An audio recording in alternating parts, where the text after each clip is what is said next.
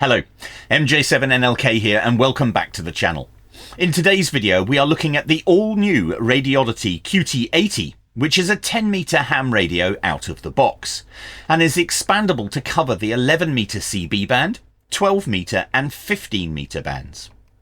This has to be one of the most impressive radio specifications I have seen in the price bracket of £235.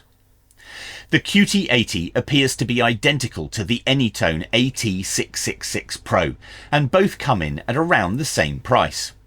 On the Radioddity website they mention that the FCC ID for the QT80 is T4K-AT6666 Pro, so obviously it's the same radio.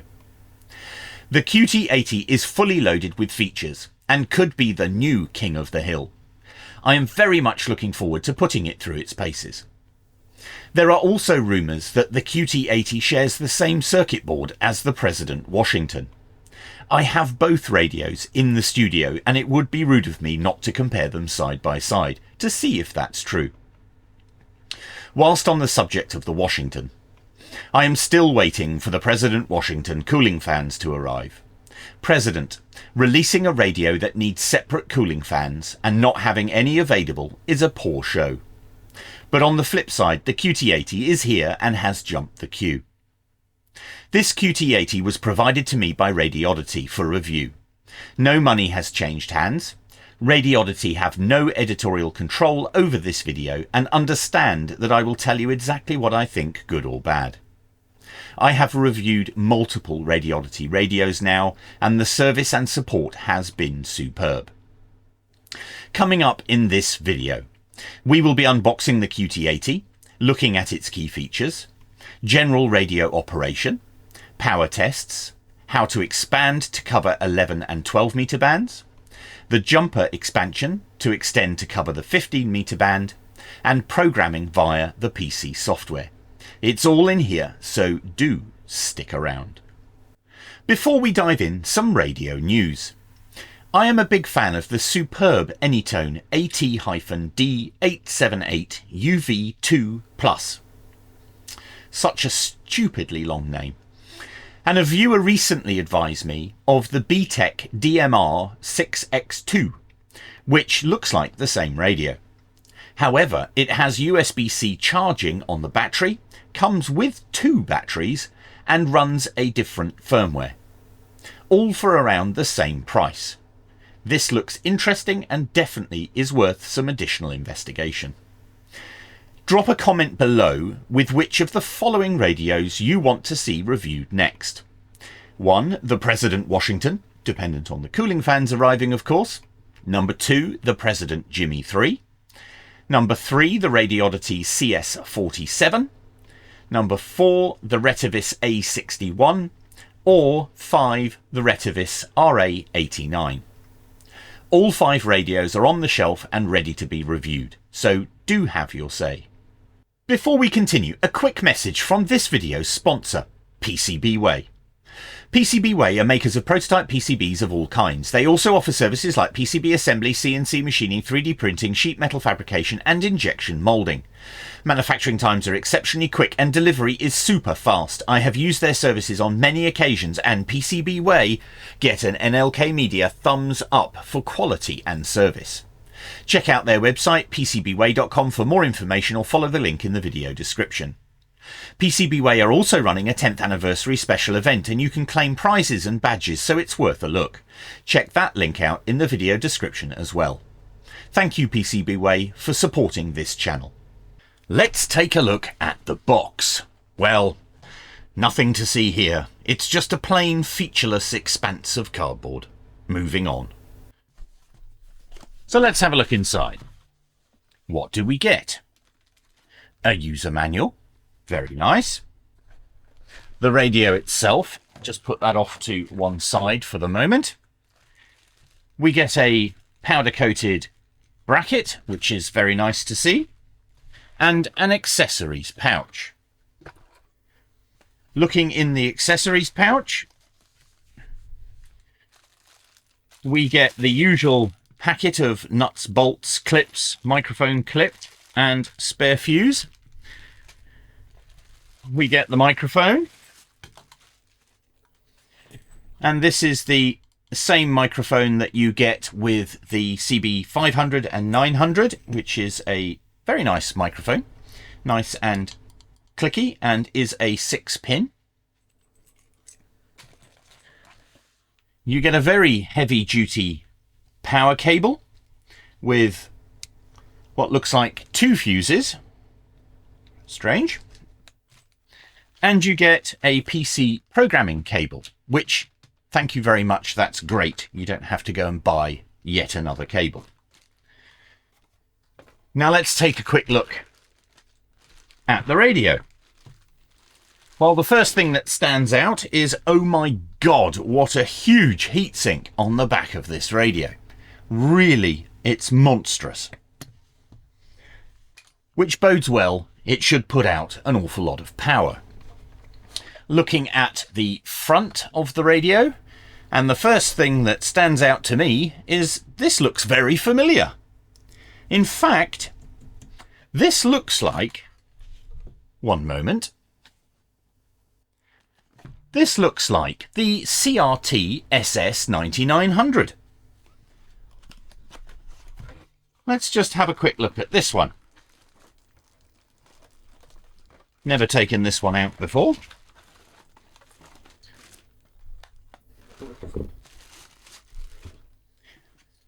Now, they do look absolutely identical.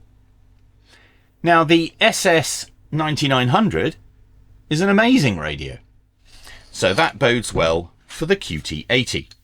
Although I do notice that the heatsink on the back is an awful lot smaller on the SS9900 than it is on this QT80. Let's take a quick look at the user manual. Now, this is not a very substantial document, but it's enough to get you going.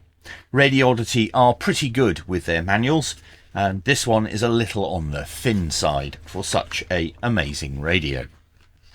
But you get a manual, you can download this online as well. Definitely worth a quick read before you start to play with the radio. Well, I couldn't wait any longer. I had to have a look. This is the QT80, and this is the President Washington. Both opened up so we can compare the boards. Now, they are very similar, but they are not identical. These chips here appear to have an equivalence here. The shielding for this, the shielding here and here are the same. The power board that's in the middle is identical on both radios. I've had a really good look at those and they look like the same part. The finals on the Washington are not shielded. The finals on the QT80 are. There appears to be a lot more shielding on the QT80 than there is on the Washington, and they do share a lot of similarities, but they are not the same. Now, this is quite interesting with how they're doing the cooling fans on the Washington. The block fans, there's 2 of them you can mount, which will go on the back. They screw onto the heatsink, and then you have this little additional board here with the power for each fan, which will then go through these cutouts in the case. You don't get that on the QT80. It is passive only. But very interesting to compare both of the boards together. Now let's look at the key features, and there are a lot. I hope you're ready for this. AM and FM, single sideband upper and lower, PA modes, and it also supports CW via a DIY microphone modification.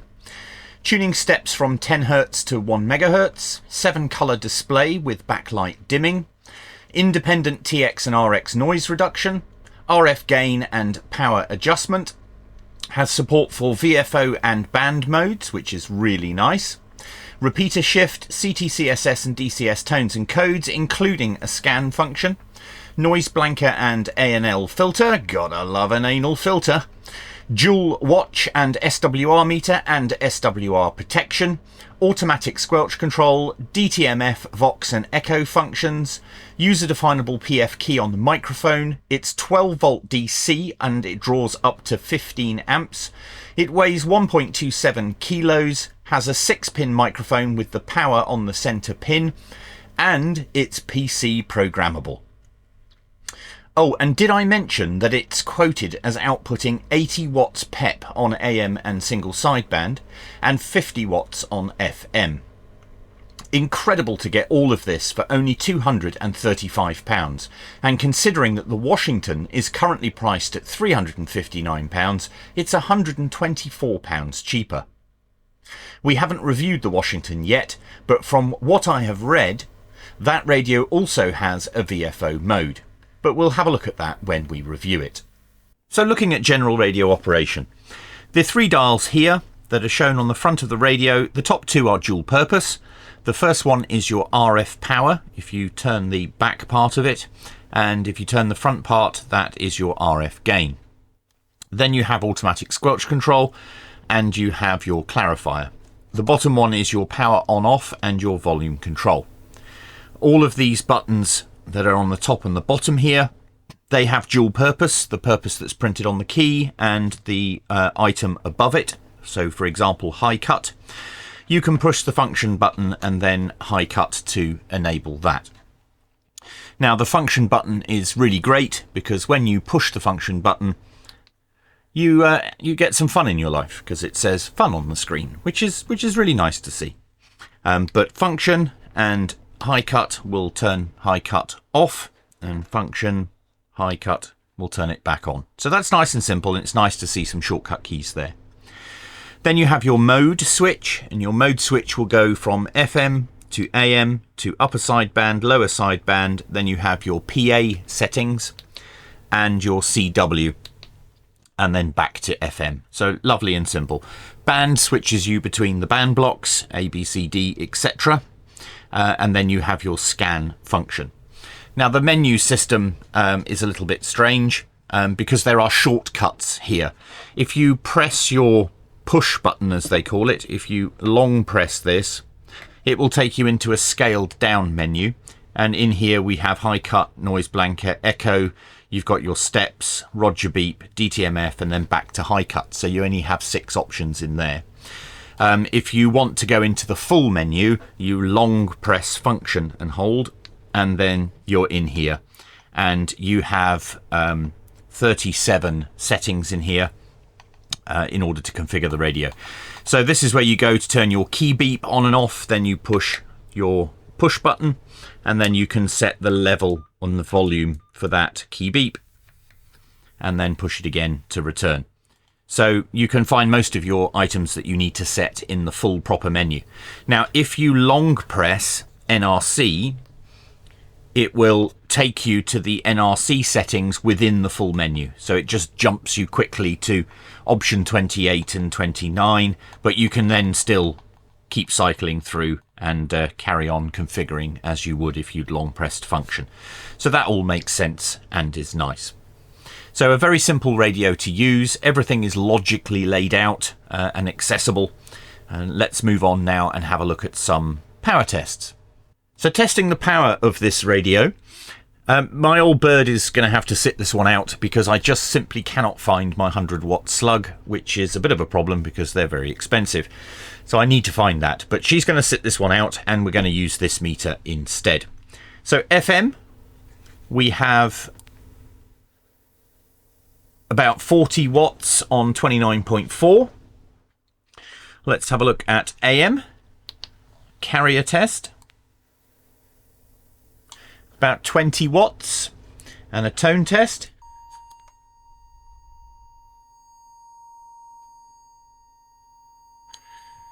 (42 watts on AM. We'll do upper sideband next.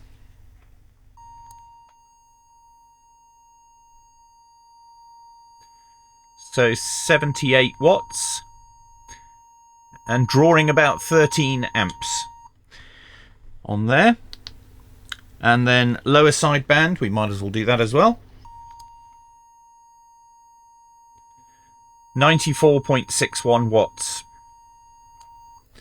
and drawing about 13.5 amps from the power supply. Then PA, CW, and back to FM. So that's the standard out of the box with the power setting set to maximum. Modifying a radio is at your own risk. You will have legal obligations in your region with regards to radio transmissions, licensing and power outputs. You should always ensure that you are not causing nuisance and, more importantly, not causing any radio interference or distress to others. Please do not break the law in your region. This is a ham radio and you will need a license to transmit on ham radio bands. This radio is not type approved to transmit on the 11 metre CB band. Laws do change, so ensure you've researched the current laws in your region. You have two modes on this radio: ham bands and HF bands. The radio comes out of the box in ham bands mode. When setting to HF bands, you get 24.715 to 30.105 MHz. We'll cover the 15 metre band expansion in a moment. What you need to do is turn the radio off, press the MEM button and the band button at the same time, keep them both pressed and turn the radio on, and then it will display ham band. Alter that to HF band and then push and hold the function button until the screen goes a bit peculiar and you are now in HF band mode, which gives you expanded frequency. You can get to your CB bands on 11 metre here. And that's it. That's all you need to do to expand the radio. So let's do a quick power test on the CB 11 metre band. We're currently in band block D, channel 20 mid-band, which is 27.205, so mid-band of the CPT block. If you want to switch the radio into VFO mode, you just simply push and hold the band button, and then you will get UFVF, whatever that's supposed to be, displayed on the screen. And you just simply push your push button, and you can then cycle through your relevant options to set. So if we wanted to set this to 4, 5, 6, you can just move through and set them accordingly. So that's really, really good to see. Let's move it back to band 20 and let's just do an FM test and see what we get. So 39.8 watts on FM. Let's switch over to AM and do a carrier test. So 6.28 amps and about 20 watts on the carrier. Let's now do a tone test.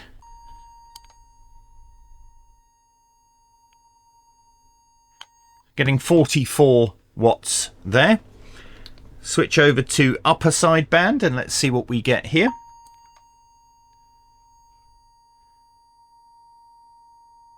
So I'm getting 106 watts there, drawing 11 amps. So before my power supply fans cut in, let's just switch to lower side band and see what we get there. So 10.61 amps being drawn, 67 watts is what we're outputting. So that's the power test on 11 metre CB bands. So in order to expand the radio to cover the 15 metre band, it's very, very simple. You just undo the 4 screws on the case, remove the speaker cover, and then you're able to see this jumper here.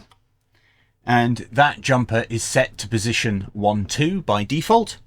You will simply need a pair of tweezers because it is very small, and you move it from position 1-2 to position 2-3. So let's do that now.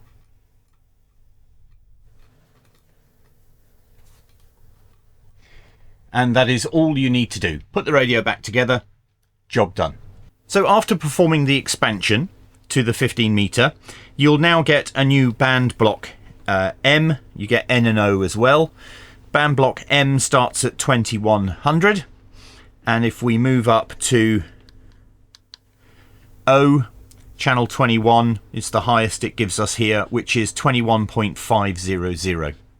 So that was simple, and it's nice that it's just dropped in with 3 additional band blocks. So head on over to the Radioddity website and then go to Support and Radioddity. Scroll down and look for HF series and you'll see the QT80. And then on this page you have various options. So you can download the cable driver if you need that, and you can download the software. So click on that link and download the software to your machine, unzip it, and you'll end up with an installer which you can then install onto your computer. This is the software, and if you start that, you may get this warning. This just means that they haven't certified or certificated their installer, and you need to click on the option there and then run anyway. And then you may get another warning, and then you can just follow the installation instructions and install that onto your computer.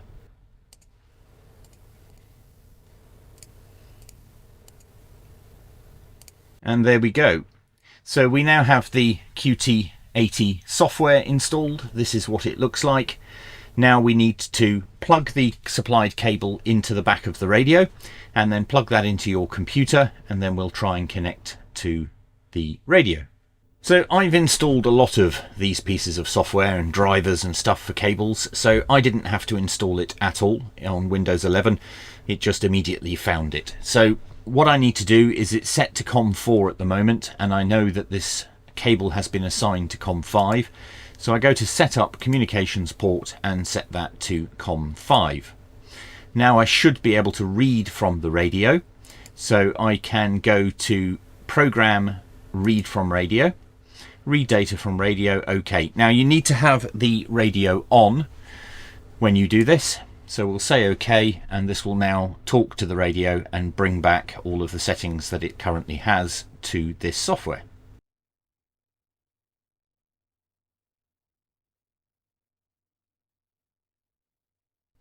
Okay, read data has completed. So now we have under channel information, we have HF or ham, and we're in HF mode. And then you have your different band blocks here. So if we go to band block D, then these are the CB frequencies. And when you click on this, channel 1, and you can see all of the appropriate settings that you can change.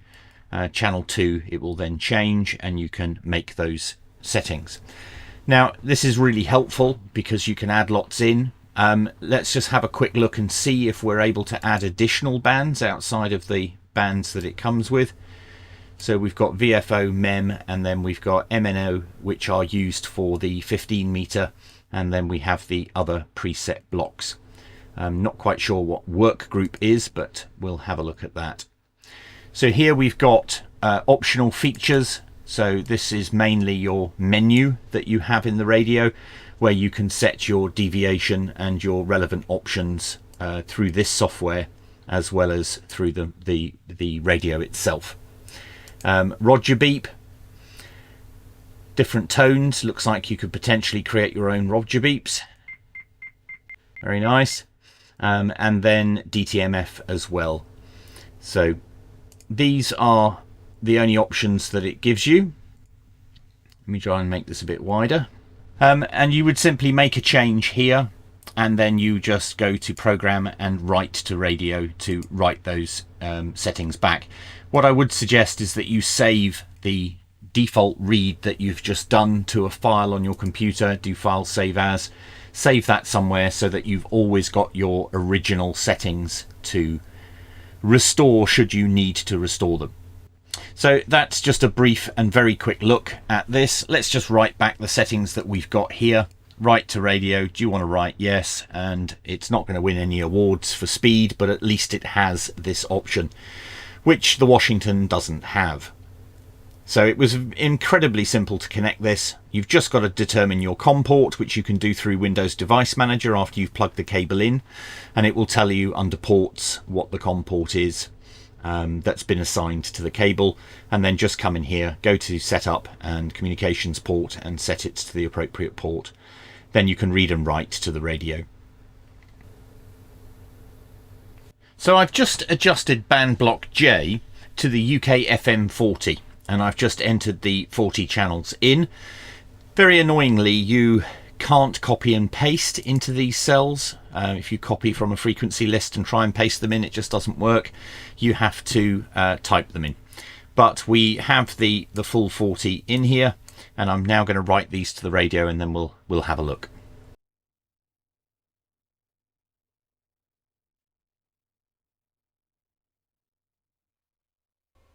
So we've written that now back to the radio. The radio's unplugged from the computer, and you can see in band block J we have the UK FM 40 that we've programmed in, and on channel 19 we can do a test using another radio.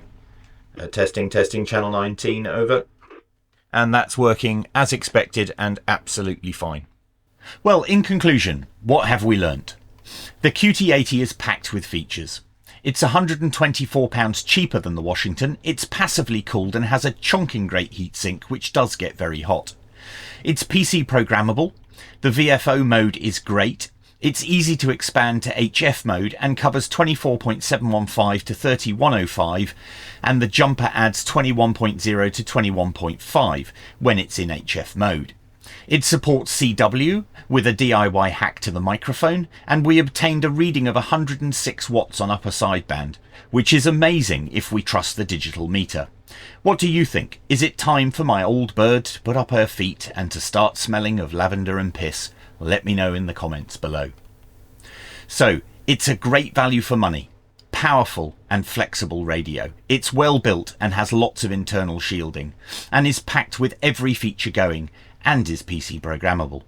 The things I didn't like: the antenna connector is a little difficult to unscrew due to how close the heatsink is.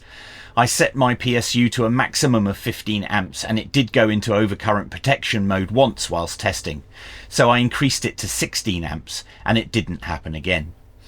This radio is hungry for power and will regularly draw 12 to 13 amps, so make sure you use 14 AWG or 2mm squared equivalent cable thickness if the supplied cable isn't long enough for you. The PC software is basic and you can't copy and paste into the frequency channel boxes, but it's great to have this functionality. Apart from those very minor items, this radio is the new all-round champion and will be very popular with the dark side CBers. It will be interesting to see how the Washington compares when the cooling fans finally arrive. But for £124 more than the QT80, it's hard to see how it could come close to beating it.